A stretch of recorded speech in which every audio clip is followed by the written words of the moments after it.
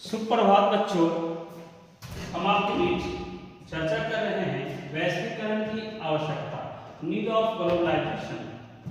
इससे पहले हम चर्चा कर रहे थे कैरेक्टरिस्टिक्स ऑफ ग्लोबलाइजेशन,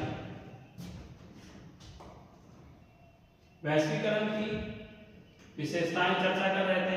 अब आपके बीच हम चर्चा कर रहे हैं नीड ऑफ ग्लोबलाइजेशन, वैश्वीकरण की आवश्यकताएं।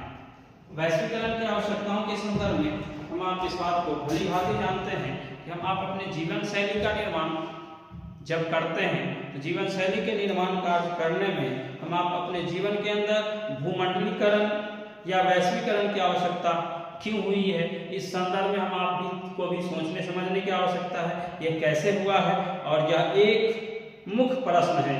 जब तक हम किसी वस्तु या विशेषताओं के संदर्भ में हम आपके पास आवश्यकताएं नहीं होती हैं, तब तक उसके जन्म की संभावनाएं नहीं होती हैं। इसलिए कि दूसरे शब्दों में हम इस बात को कह सकते हैं कि हम आप अपने जीवन के अंदर आवश्यकता ही आविष्कार की जननी हुआ करती है। इसलिए हम आपके अंदर जीवन के अंदर आवश्यकताएं आविष्कार की जननी है।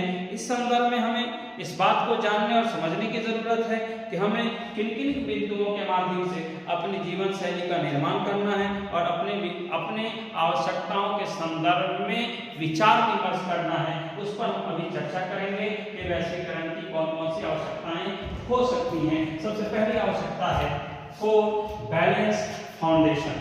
फॉर बैलेंस फाउंडेशन, इसका अर्थ होता है कि संतुलन, स्थापना के लिए संतुलन। हम आप अपने जीवन के अंदर फाउंडेशन तैयार करना चाहते हैं, अपने आप को स्थापित करना चाहते हैं, अपने जीवन की समस्याओं से समाधान के लिए अपने आप से अवगत होना चाहते हैं कि हम आपके जीवन की कौन कौन सी समस्याएं हैं, तो हम उसके स्थापना के लिए काम करना चाहते हैं। और जैसे ही उसका स्थापना के लिए करते हैं तो वैश्वीकरण की जो आवश्यकता है इसमें बढ़ते हुए राजनीतिक मुद्दे, सामाजिक, आर्थिक एवं पर्यावरणीय मुद्दे जो हैं वह सबसे बड़ी समस्याएं हैं। वो समस्याएं इसलिए कि वह असंतुलित हैं, इसलिए कि हम आपके अंदर कोई भी चीज उत्पन्न होती है कब, जब हम दूसरों को देखते हैं, दूसरों को पदस्थापित होते हुए देखते हैं। इसलिए हम आप अपने उद्देश्यों की पूर्ति के लिए इस बात के लिए ध्यान केंद्रित होने की आवश्यकता है कि हम आप अपने जीवन के अंदर विभिन्न देशों के माध्यम से अलग अलग दृष्टिकोण पर आधारित होकर हम आपको अपने जीवन के अंदर